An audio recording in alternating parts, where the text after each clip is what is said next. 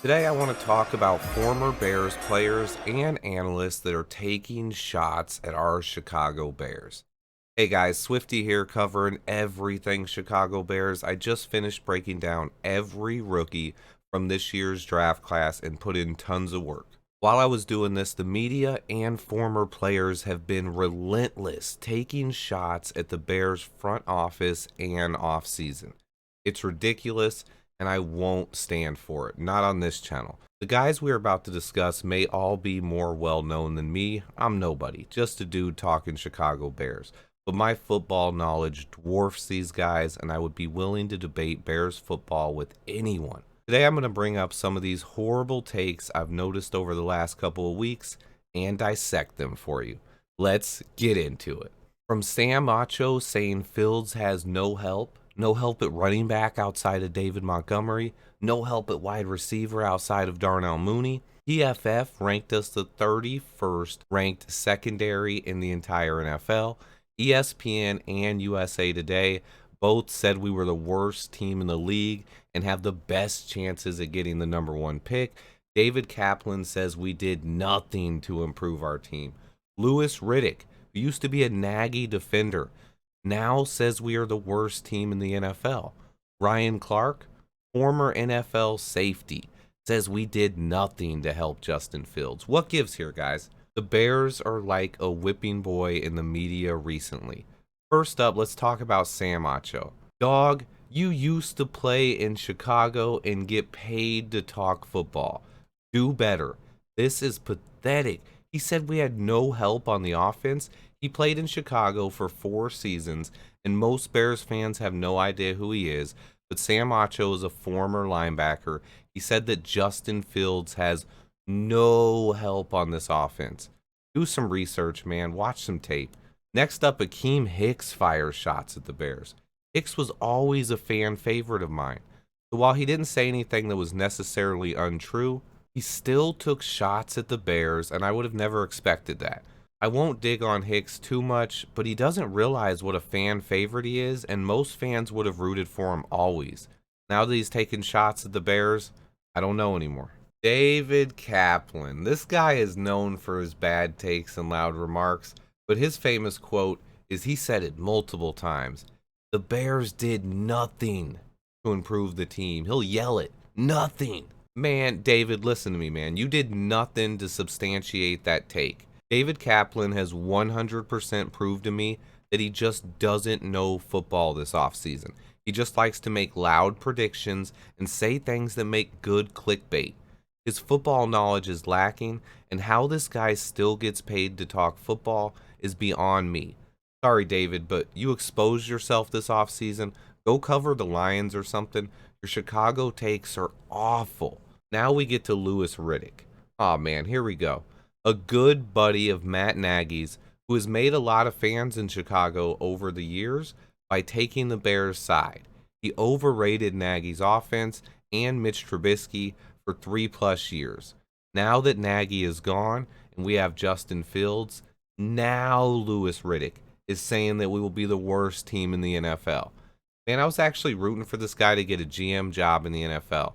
Now he shows me that his football knowledge is questionable, and he's more interested in just playing politics. Good luck with that, Lewis. Now, what about Ryan Clark, the former safety? He says the Bears are not trying to help Justin Fields at all. He said they didn't even put the money into getting people around this young kid.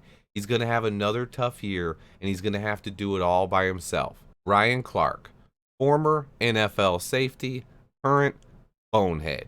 He played in the NFL and has talked on ESPN for like a decade now, and he still has no idea how to build an NFL roster. What would have made Ryan Clark happy?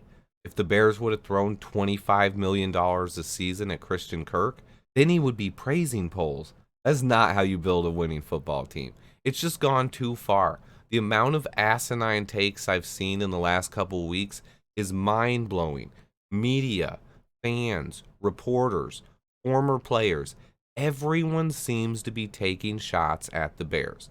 They all say the same tired lines and narratives too. The same thing. They all say it. The Bears did nothing this offseason. Really? They say Justin Fields has no help and the Bears are going to be the worst team in the NFL. I'm sorry, but I've built a following off of the moves the Bears have done this offseason. Saying they haven't done anything means you actually aren't paying attention. I would debate and clown any one of these guys when it comes to the Chicago Bears offseason. Sam Acho, Louis Riddick, David Kaplan, Ryan Clark, ESPN, USA Today. None of these dudes want to talk football with me. Period. I would clown them. They don't put in the work. They don't watch the tape. They don't even form their own opinions. They're just repeating and parroting the same stuff that's been said all offseason by clowns and people who don't know football. Speaking of clowns, how about PFF? They didn't just say we would be bad, but they ranked our secondary 31st in the NFL. PFF is funny. They do some advanced stats that make them popular, but most of their rankings and articles are just awful. Trash. This is one of them. There's no way that people that get paid to talk football and do research think that the Bears have the worst secondary in the NFL. I just don't believe it. It's like they didn't even take the offseason into account. They just looked at our secondary last year and said, yeah, they're bad. No mention of Eddie Jackson playing out of position or Jalen Johnson's superb season. Then we add Kyler Gordon, Jaquan Brisker, Tavon Young, Elijah Hicks, and Dane Cruikshank to the secondary. Ignore the narratives, guys. I've been telling you this, but I just needed a few minutes to talk about it today. ESPN and USA Today both gave the Bears the best chance of getting the #1 overall pick next year and ranked us the worst team in football. I'm going to tell you straight up, guys, we are not getting the #1 pick next year. It's not happening. I would love an opportunity to debate with these clowns. It's a weird offseason where the Bears seem to just be a punchline for all offseason jokes. Let them laugh. We are actually building things the right way and have a talented roster on our hands here. Are we going to win the Super Bowl this year? Probably not. But don't listen to anyone telling you that we didn't get better this offseason. Let me just quickly mention how we got better. Just a couple quick notes. Our coaches are not only putting Justin Fields in a position to succeed, but building a system around his skill set. That paired with losing Matt Nagy is the biggest addition by subtraction in Chicago since the Mark Trestman era. Honestly, I think Trestman and Nagy would be friends. We then added 11 draft picks that all have the potential to be starters and filled out depth across the roster. And then in free agency, we might not have signed the big names that casual fans will know, but they are guys who can make a difference. A lot of low-risk, high-reward signings.